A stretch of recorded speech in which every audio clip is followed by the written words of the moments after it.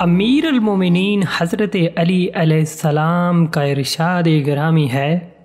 بہترین طریقہ زندگی کیا ہے؟ خدا اس شخص پر رحم کرے جس نے علم و حکمت کی کوئی بات سنی تو اس کو یاد رکھا، جب اس کو نیکی یا ہدایت کی طرف بلایا گیا تو وہ دوڑ کر اس کے قریب آیا۔ سچ اور صحیح راستہ بتانے والے امام علیہ السلام کا دامن تھام کر نجات پائی،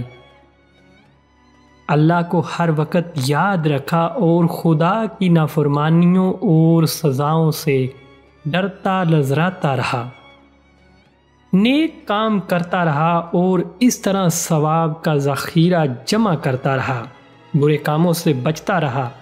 اور اس طرح اس نے صحیح مقصد کو پا لیا اور اپنا اجر سمیٹ لیا۔ بری خواہشوں کا مقابلہ کر کے لمبی لمبی امیدوں کو جھٹلاتا رہا اور صبر کرنے کو اپنی سواری بنا لیا، اس طرح حق اور سچائی کے راستے پر قدم جمائے چلتا رہا اور زندگی کی مہلت کو سب سے بڑی دولت جاننا موت کی طرف بڑھتا رہا، مگر نیک اعمال کا سامان خوب جمع کرتا رہا۔